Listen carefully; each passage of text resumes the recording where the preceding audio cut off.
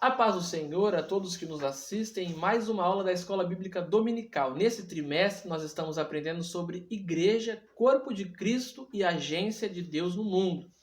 Hoje nós vamos aprender a lição de números 11, que tem como título A Verdadeira Riqueza. O texto áureo se encontra no Evangelho de Lucas, capítulo 11, versículo 34, que diz: Os olhos são a candeia do corpo. Quando seus olhos forem bons, igualmente todo o seu corpo estará cheio de luz. Mas quando forem maus, igualmente o seu corpo estará cheio de trevas. A lição vai falar sobre o título A Verdadeira Riqueza. Vamos falar sobre a igreja de Laodiceia. Uma igreja onde muitos pregadores usam esse texto para falar, porque essa carta serve tanto para aquela época como para os dias de hoje. Carta esta escrita pelo apóstolo João para as 7 igrejas da Ásia, e essa carta foi a última carta que o apóstolo João escreveu, foi para a igreja de Laodiceia. Ponto de debate fala: quais eram as dificuldades da igreja de Laodiceia? Que repreensão ela recebeu da parte do Senhor? Por que Deus prefere uma pessoa fria a um cristão morno?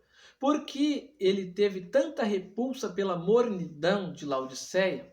Então, isso que nós vamos aprender na lição de hoje. Ela está dividida em 3 tópicos. O primeiro tópico fala sobre contexto de Laodiceia. O subtópico primeiro fala sobre o Amém. O segundo subtópico sobre testemunha fiel e soberano da criação.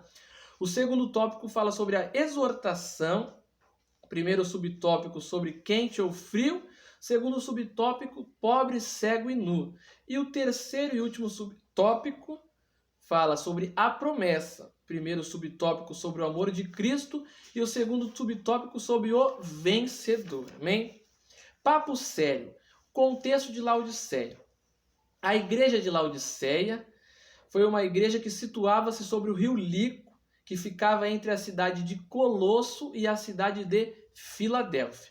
No ano de 62 depois de Cristo, essa cidade foi destruída por um terrível terremoto. Esse terremoto destruiu toda aquela cidade. Porém, aquela cidade era uma cidade muito rica. E eles não pediram ajuda para o Estado para se reerguer. Eles simplesmente se levantaram sozinhos. Eles eram bem soberbos. Por quê? Porque eles tinham riquezas. Ali existia o quê? Uma escola de medicina, a qual eles faziam colírio para os olhos, para as pessoas que tinham problemas nos olhos. Também existia uma grande fábrica de lã ali, eles tinham uma lã muito boa, que era negra e lustrosa, era uma lã muito boa, e um sistema bancário muito forte. Então era uma igreja, uma cidade que era bem abastecida, uma cidade bem rica, era uma rota de comércio muito grande, então era uma cidade muito importante. Por conta disso, os cristãos dali também, pelo que apresenta na carta, parece que eles eram meio soberbos, né? Eram meio imponentes, né? Achavam que não precisavam de nada. Nós vemos que o apóstolo João, quando escreve essa carta de repreensão que Jesus mandou para eles, ele diz, né? Não vê que vocês são miserável, pobre, cego e nu. Aconselho que de mim compres colírio para os seus olhos. Então nós vemos que Jesus estava alertando aquela igreja, que eles não eram tão assim como eles pensavam ser, achavam que estavam no controle, que tinham todo o poder. Não, era uma igreja que precisava. Todos nós precisamos entender que precisamos ser repreendidos, precisamos ser ensinados. Não podemos achar que já sabemos de tudo. E aqui vai falar sobre o tópico 1.1, o Amém. Nós sabemos que o Amém, a palavra significa assim seja, não é verdade? Na revelação de João, Cristo se apresenta para a igreja de Laodiceia como o Amém, a testemunha fiel e o soberano da criação. Tais qualificações deixam bem claro para a igreja que seu autor era o Filho de Deus e asseveravam sua divindade. Como eu falei, amém significa assim seja. Essa expressão traduz o desejo de alguma coisa que se realize. Jesus se intitula como a testemunha fiel, porque ele é firme e imutável. É uma pessoa firme. Ele fala, né? O apóstolo Tiago fala, né? Que ele é sem sombra de variação. Ele não muda. Por isso que a Bíblia fala que Jesus é o mesmo ontem, hoje e será eternamente. Ele não muda. Nós, seres humanos, mudamos a cada dia. Cada ano que vai passando, se você for olhar para você mesmo, você vai ver que a cada ano você vai mudando. Cada ano você vai adquirindo algum hábito, alguma coisa diferente, você vai se adaptando. Jesus não. Ele sempre foi e sempre será a mesma coisa. Ele não perde a sua essência. Amém? Tópico 1.2. Testemunha fiel e soberana. Ao anjo da igreja, Jesus se apresentou como testemunha fiel e verdadeira. Afinal, ele exibe as qualificações exatas para exercer essa função. O mestre viu a situação deplorável que a igreja estava vivendo e sabia o que estava ocorrendo em Laodiceia. Por quê? Porque ele conhece todas as coisas, não é verdade? Ele é onisciente, ele sabe de todas as coisas. Então, Jesus sabia da situação que aquela igreja estava vivendo, que aquela cidade de Laodiceia estava vivendo. Então ele precisava dar instruções para aquela igreja, então ele pediu para que o apóstolo João escrevesse essa carta. E interessante que, diferente de todas as outras igrejas, Laodiceia ela não recebeu nenhum tipo de elogio. Nós vemos que ela foi totalmente reprovada pelo Senhor Jesus. Será que hoje eu e você somos aprovados ou reprovados pelo Senhor Jesus? Faça uma análise dentro de você mesmo e veja se você está apto. Se nós estamos aptos, se estamos realmente agradando ao nosso Senhor ou se estamos causando nele esse mesmo sentimento que ele teve pela cidade de Laodiceia, pelaquela igreja, né, de vomitar da sua boca, né? Tamanho era o nojo, o que ele via naquela igreja que não agradava nem um pouco ao Senhor Jesus. Tópico 2, exortação. Laodiceia não era fria como a igreja de Sardes e nem era quente como a igreja de Filadélfia. Ela vivia naquele meio termo, né? Era uma igreja morna. Não era frio nem quente, por isso que ele fala, porque não és frio e nem quente, vomitar-te-ei da minha boca. Então era aquele crente que ficava com um pé na igreja e outro no mundo. Ele ia para a igreja, mas ao mesmo tempo a sua mente estava lá fora, estava nas coisas do mundo. Eles não tinham aquela preocupação de ser uma igreja verdadeira, que as pessoas olhassem para ele e vissem, nossa, essa igreja, esse povo, eles realmente são diferentes, são o povo de Deus. Não, eles permitiram que o jeito mundano entrasse no meio da igreja. E isso, o que trouxe isso? Mornidão para a igreja. A igreja se tornou morna. Eles nem tinham morrido, se esfriado totalmente, mas também não eram fervorosos, não eram quentes, não eram cheios do Espírito Santo. Né? Era uma igreja que é aquele crente que vai para a igreja por ir, né? Mas não tem aquele compromisso verdadeiro. Quente ou frio, 2.1. A cidade de Laodiceia sofria com o abastecimento de água. Havia dois tipos de água que vinham para lá, a água fria e a água quente. Como eu falei, ela foi destruída pelo terremoto e ela mesma se reconstruiu sozinha. Então o que acontece? Tinha dois sistemas de água que vinham, frio e quente, vinha pelos dutos e traziam a água para a cidade de Laodiceia. A água fria provavelmente era para eles tomarem água para beber, seria uma água para beber, e a água quente seria para tomar banho. Só que conforme a distância que era para trazer a água, quando ela passava pelos dutos, pelaquele sistema, ela chegava na cidade morna. Então era uma água que não era boa nem para tomar banho e nem para beber, porque a água morna, ela não é boa para tomar banho e não é boa também para beber, porque para beber a gente gosta de tomar o quê? Uma água gelada. Experimenta tomar água morna, você vai sentir vontade de vomitar. E se você for tomar um banho, você gostaria de tomar um banho quentinho, ainda mais agora nós que estamos nesse inverno, né? Então gostaríamos de tomar um banho quentinho.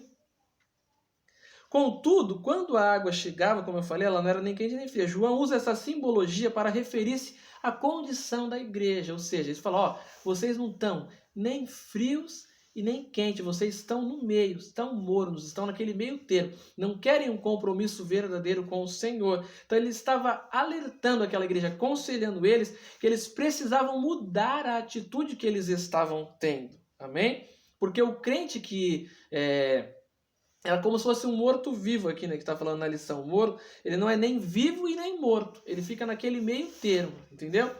2.2, pobre, cego e nu. Laodiceia produzia o frígio, que era uma espécie de colírio, como eu falei, que era uma coisa medicinal para as pessoas que tinham problemas na visão. Como naquela época ainda não existia, eu creio que não essas coisas de óculos, como existem nos dias de hoje, a pessoa que tinha problema de visão, ele usava esse colírio, esse frígio, para poder melhorar a sua visão, né? A pessoa que tinha um problema de visão. era uma substância usada na fabricação de colírios, esse frígio, para pessoas que tinham problemas oculares. Então ela servia para um tratamento, para melhorar. Contudo, a igreja estava cega espiritualmente. Vendiam colírio, ajudavam as pessoas a melhorar a visão, mas eles estavam cegos espiritualmente. Eles não conseguiam enxergar as coisas de Deus, o reino espiritual a qual eles viviam. Ou seja, eles não tinham aquela profundidade no relacionamento com Deus. Então eles precisavam se aprofundar. Era uma igreja que precisava mergulhar um pouco mais, conhecer mais a Jesus. E era uma igreja também que não buscava os dons espirituais, como a igreja de Corinto, que era uma igreja que tinha todos os dons espirituais. Laodiceia não. Era uma igreja que não tinha aquela profundidade, não conhecia totalmente o Senhor Jesus. Era uma igreja, como eu falei, que não queria compromisso. Ó, eu sou cristão, vou para a igreja, minha religião é essa, cristão, mas eles não tinham um compromisso verdadeiro em ser as testemunhas de Jesus. Então eles estavam sendo alertados sobre isso. Ó, vocês precisam melhorar o relacionamento de vocês comigo, Jesus estava falando. Vocês estão muito distantes de mim. Então eles precisavam se aprofundar no relacionamento com o Senhor. 3. A promessa. A igreja de Laodiceia foi aconselhada a fazer um excelente negócio, colocar de lado o orgulho e comprar colírio. Só que o colírio que eles iriam comprar agora não era o colírio que eles vendiam, mas era o colírio do próprio Senhor Jesus, para que eles pudessem ter a sua visão espiritual aberta e assim pudessem entender as coisas a respeito do reino de Deus, a qual eles haviam sido inseridos porque haviam aceitado a Jesus como Senhor e Salvador das suas vidas. 3.1. O amor de Cristo. Cristo trabalhou para clarear a visão espiritual da igreja. Então, para clarear, para melhorar, para que a gente pudesse entender, enxergar. De Laodiceia, precisavam atentar para a sua própria iniquidade, pois eles não estavam conseguindo enxergar a condenação que sobreviria sobre eles.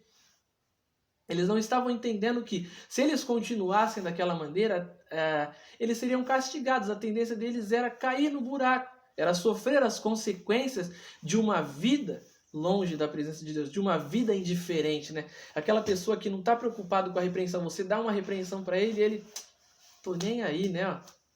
Tô nem aí para o que está acontecendo, vou continuar vivendo a minha vida e tá bom demais. Pois eles não estavam conseguindo enxergar a condenação que causaria por conta da mornidão espiritual. A exortação amorosa de Jesus serviu para apontar o que a igreja precisava mudar, a fim de torná-la apta para a preciosa salvação. Então Jesus estava alertando eles. E como um pai, ele alerta.